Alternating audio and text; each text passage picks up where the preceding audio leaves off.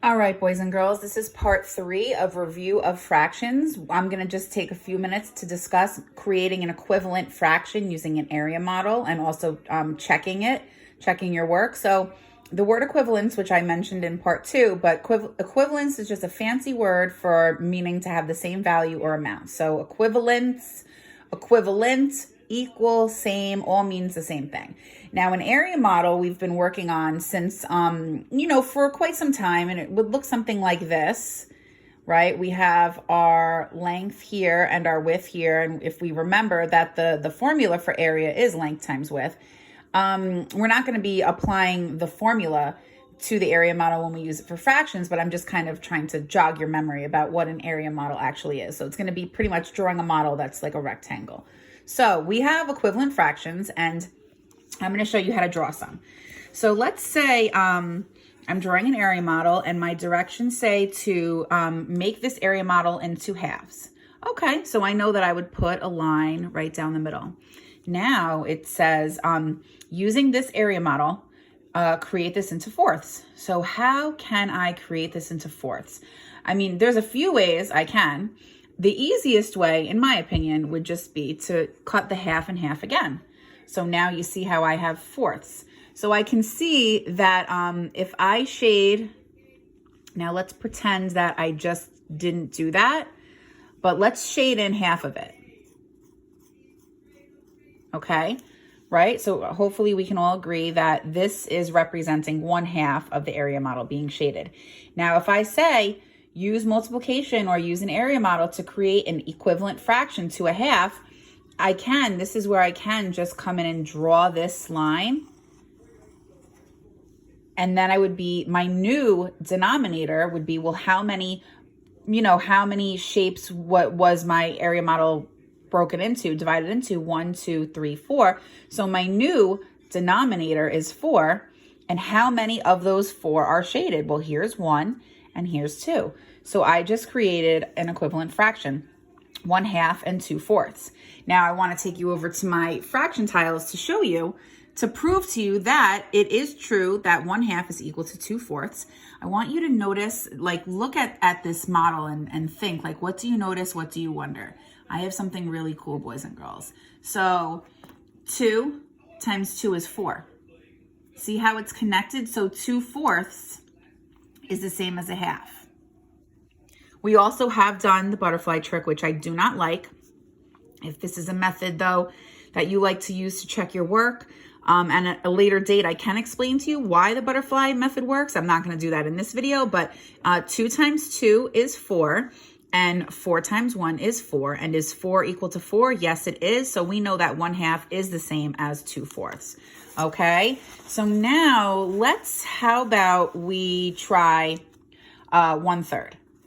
So I say, use an area model and multiplication to make an equivalent fraction for 1/3. So here is 1/3, right? And I know it's 1/3 because I have 1 shaded out of a total of 3. My area model is divided into 3 equal pieces. I'm going to try to create an equivalent fraction. So I can do a couple of things, but I think the easiest way is just to cut this in half. And I have to count my boxes to see what my new denominator will be, right? So my new denominator will be 1, 2, 3, 4, 5, 6. And how many of those 6 are shaded? Well, 1, 2, and there we go. 1/3 is the same as 2/6. See, here we go. We've also used the method of multiplication to create an equivalent fraction. And I know I've definitely discussed it with you guys in person in February, that you can create an equivalent fraction using multiplication as long as you multiply the numerator and the denominator by the same number. It can be any number in the world. You are going to come up with an equivalent fraction. Now, of course, I'm not going to tell you to use some silly number like 17. Stick with 2, 3, 5. So watch me. I'm going to multiply this by 5/5. So whatever I do on the top, I'm also doing to the bottom. So 1 times 5 is 5, and 2 times 5 is 10. And I just basically created an equivalent fraction. And you might be saying, well, Ms. Lahosky, I don't understand why. Why is 5/10 equivalent to a half?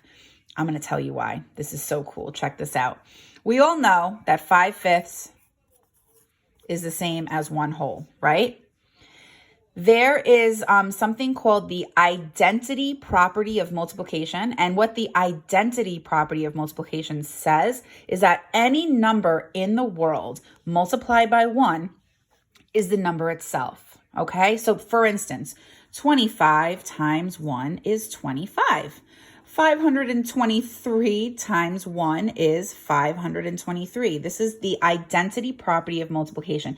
Any number, any whole number multiplied by 1 gets you the same number. So if 5/5 is equal to 1, all we're really doing is doing a half times a whole, and we're creating a fraction that is equivalent to a half by doing the identity property of multiplication. Now it's going to work with any number.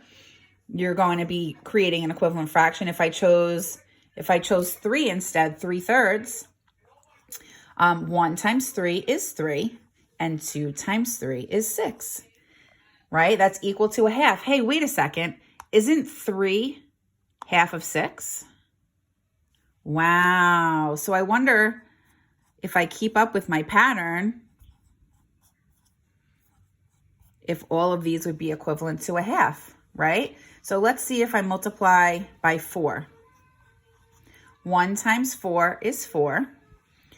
2 times 4 is 8. Wow. What happens if I multiply? I already did 5. Let's do it by 6. 1 times 6 is 6. 2 times 6 is 12. Boys and girls, I want you to look at this pattern here. What do we notice about the numerator? The numerator is increasing by 1. And what do we notice about my denominator? It is increasing by 2. Look, 6 plus 2 is 8. 8 plus 2 is 10. 10 plus 2 is 12. Is 6 half of 12? Yes. Is 5 half of 10? Yes. Is 4 half of 8? Yes. 3 half of 6? Yes. All of these fractions are all equal to 1/2. Cool, right? And you can keep going with the pattern. 3, 4, 5, 6, 7, 7/14, 8/16, 9/18, all of 10/20, all equal to a half. All right, I hope this video helped you understand equivalent fractions and how we can create them using multiplication and an area model.